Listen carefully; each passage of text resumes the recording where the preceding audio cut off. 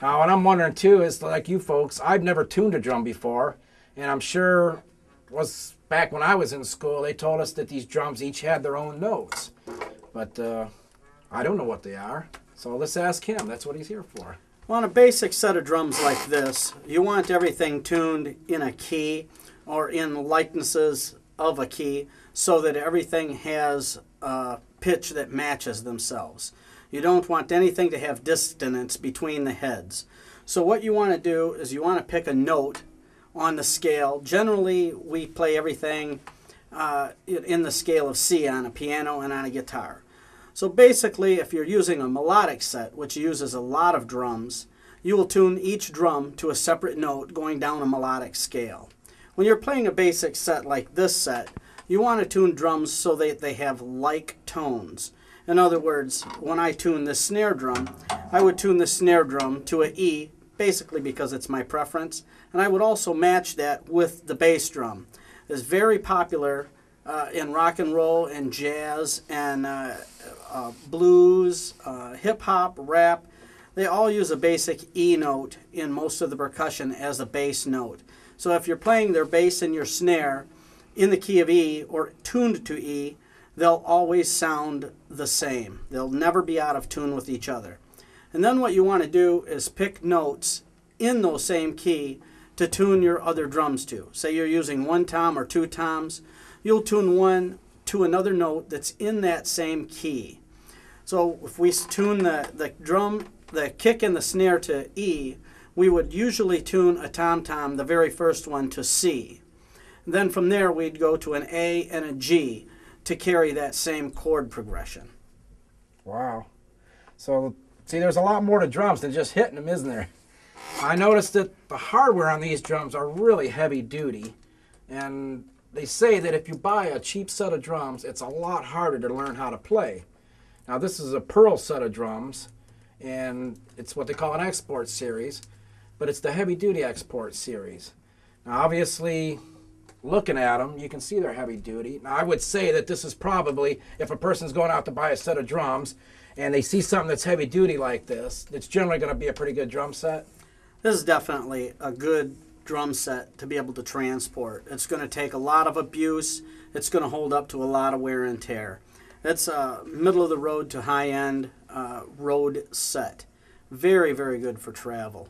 Very good for wear and tear. I'm looking at this hi-hat. This is a hi-hat. It's got zildjians on it. And I notice you have a gap of about, I would say it's right around 1 inch on one side. And then over on this other side, he only has about maybe a quarter, maybe a little bit more than a quarter of an inch. Now, what's the purpose of that?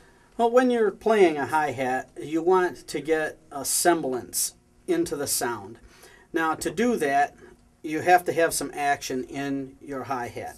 So generally there's an adjustment of tension for your hi-hat, and what you do is you set it for how much stiffness you want your pedal to obtain. Generally the weight of your leg will determine what is comfortable for you and how fast you can play it.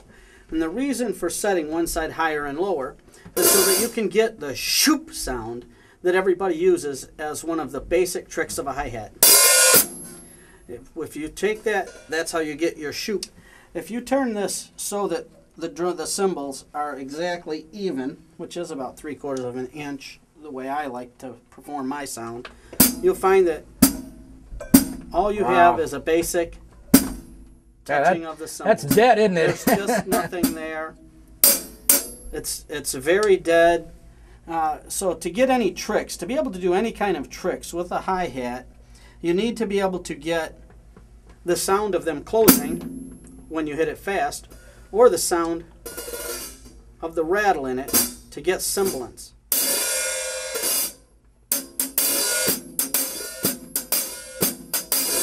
It's the basic tricks of the opening of a hi-hat. You also want to have the top cymbal loose enough that it can float, but still stiff enough that you have control of the opening and closing motion. So I hope you folks are getting this at home, because I'm learning just as much as you are here. Now let's talk about these cymbals. I notice you have 2 different sizes of cymbals. Why don't you explain the cymbals to us and what they do? You know, there's really many, many different kinds of cymbals. Your 2 most popular brands were actually brothers that couldn't get along. So they split their company from Zildjian into Zildjian, and the other one formed a company called Pasty. They're the two most popular and most prevalent cymbals used in the world. There are other cymbals made that are good cymbals, and there's definitely a lot of differences in cymbals. As you can see, this cymbal, which is a ride cymbal, it's a medium heavy, 20-inch, has a very, very deep, long-lasting, firm sound when you ring it. This is also a small belled ride cymbal, so your bell is going to have a very high pitch, and it's going to be very small and very light toned when you hit a bell. If I had one here that had a real large bell, you would hear that the sound would be way deeper and way fuller. That's basically what you do with a ride. This is used mainly for when you're just running a basic beat, steady beat, generally in solos and just behind basic rhythms. Okay. Over here we've got a nice crash cymbal. These come in many sizes, many variations. This studio cymbal is a fairly heavy cymbal, small belled also to match the ride cymbal, which gives you a good strong studio crash sound. If we want to let it ring, you can hear that a heavy cymbal rings for a real long time. Now I noticed that you're hitting that with the side of your stick, actually, as opposed to hitting it with the end of the stick. Is that generally when you hit a crash, you generally hit it? You know, as hard as you hit a crash to get the sound that you want to deliver from the cymbal, it would snap the tip of a stick right off. What? So to keep yourself from hitting the edge or hitting the tip too hard on a cymbal, you hit it with the fat part of the stick to get the kind of sound that you want to get from a crash cymbal. Okay. Personally, when I'm on the road with my touring band, I like to use what's called a fast crash, which is very thin and don't carry a lot of ring. We use, in the types of music that we write and we play on the road, the cymbals, we don't like to carry and muddy the sound in large arenas. So I use a faster, lighter crash, so the sound is there when you strike the cymbal, but it dissipates very fast, opposed to this studio cymbal, which we can gate in a studio to get as long or as short of a ring as we want, depending upon the type of music that's being recorded. Okay. Now let's talk a little bit about these drum heads. Now these are Remo heads, and I know that these are hard rock head. Basically, these heads, this is it's a studio drum set. It's not his drum set. It's a studio drum set. And what we did is we went out and we bought the heads so that they'll take a lot of punishment. So that's the kind of heads that we bought. But it's not necessarily the kind of heads that you might want to use. So obviously there's different heads for different types of music. Say, like, I know this is for the harder rock and the metal, and you want them dependable. Now what if somebody was playing jazz or something contemporary or something that's a lot lighter? Would there be a different head that they would use? Yeah, it's definitely, Lauren. This is this type of head that is on here, like you say, can take a lot of wear and tear. A lot of metal bands, a lot of the modern bands that use big, fat baseball bat types of sticks, they really love these kind of heads because they can strike them with extreme force and volume without damaging the head and still get a quality sound.